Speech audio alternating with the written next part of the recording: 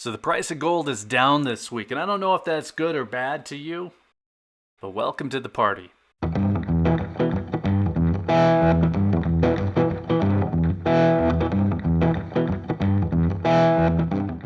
So I'm a day late on this one because I made a video that I decided not to post. It wasn't anything dramatic or mysterious. It was just a soft attempt at driving up silver premiums again through some kind of, synchronized buying day. And I guess that I thought that I had an opinion on it.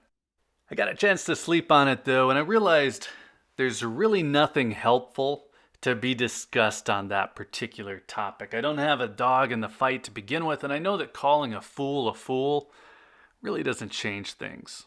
So that video was deleted, as it should have been, but one of the main points in the video had to do with your reasons for buying in the first place. Like, what are you hoping to accomplish with your metals purchases? You, me, any of us, why are we doing it?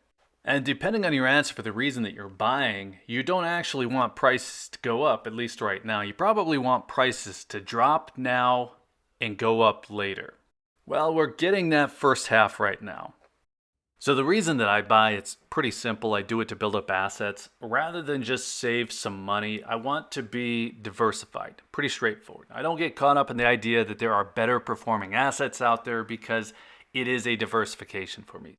I don't buy so much that it prevents me from buying into the market or real estate or even monkeying around with cryptocurrency.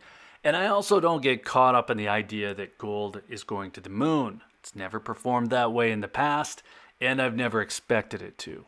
But here's the thing, if we do hit some kind of crazy event and we get that unlikely moonshot, well, I'll be covered since I already buy this stuff for all of the practical reasons. And it's nice when planning for one contingency actually covers other far less likely contingencies as well. This is a risk-off asset for me. It climbs when the risk-on assets crash. That's why I buy it. It's enough to justify having it for me. But if the market does implode, and that's far less likely than a crash, which is say 15%, well, gold would be that much more valuable. But I probably wouldn't have had it. I definitely wouldn't have had as much if its only value required that kind of implosion, if it required a total economic collapse.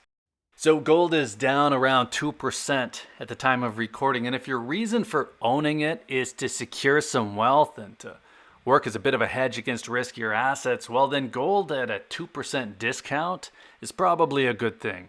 But if you're buying it in hopes of a moonshot, these kinds of retracements, they have to be pretty frustrating. I don't see that sales pitch, that moonshot sales pitch with gold very often, actually. People tend to be more realistic about the yellow metal, but there are a lot of people out there calling for dramatically higher prices in silver. You'll get it with gold too. It just happens a lot more often with silver. And this isn't coming from experts, it's just people on YouTube. And none of it's new. It's been happening for years and years. But I think that people have felt like they needed to get wilder and wilder to get attention around here. Now, if you just look at the price of gold right now, it's doing pretty well. Doing pretty well considering that it's working against rising bond yields and also a strong US dollar. Now, you can argue whether it's actually strong or not. I'm going from the charts. There's a lot happening right now, though, that's pushing prices down, and silver is getting hit even harder. And there are easily explained forces that are pushing both down, and then there are the trader activities. We'll say the activities that fall under the manipulation umbrella. And those are hard to ignore, but I don't think any of that's new. It's been happening all of the years and years that people have been calling for these moonshots. So waiting around for everything to change, it might feed into a YouTuber's narrative, but that hope definitely is not going to get me to buy more metals. I'm fine just sticking to my practical reasons that I mentioned earlier. So if somebody is telling you that gold, or I guess more likely silver, is going to the moon, then you're probably more likely to jump in and buy as it's going up. That's just out of basic fear of missing out. But if you're realistic about its place and you expect it to fluctuate and stay relatively stable, a drop in price gives a different kind of buy signal. Now, my reasons for buying gold, they might seem somewhat removed from its price, but I do watch spot pretty closely, and I always factor it in. I think prices have been high, so I've slowed down lately.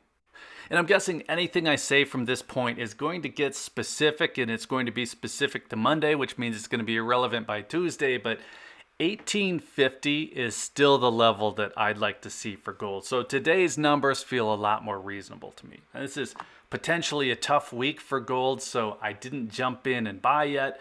But there was already a point today where price got pretty close to that 1850, to that made up buy level that I have. And technical analysis this morning actually got it right, more or less. Chart showed resistance at 1878 and support at 1859, and the price did bounce off resistance, headed back up. Now granted, they also gave a scenario where it drops to 1830, and if you give enough scenarios, then I guess one will always be accurate.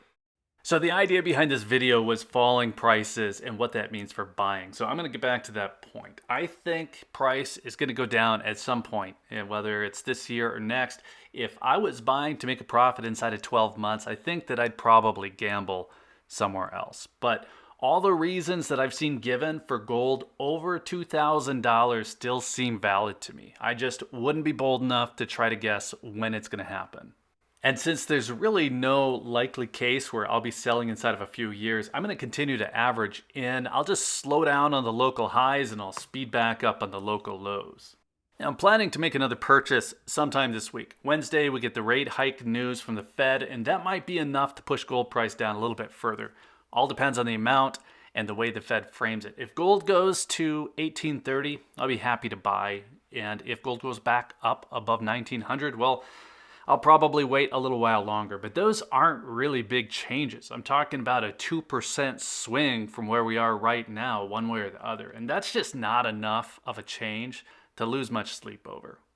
I'm curious what everyone else is doing. The question of when to buy is coming up a lot more often than it used to. And I guess my dollar cost average plan, it's not a very exciting answer. I do try to mention when I buy and what price levels seem feasible to me, but it's really a matter of picking the right waves when you're already in the water for me. I'm not trying to make big decisions on when to buy annually. It's usually more about trying to find the right times inside of a month or two. So let us know what you're up to, and then while you're there, of course, hit that like button if you found any of this interesting. Make sure you're subscribed if you'd like to hear more on the topic.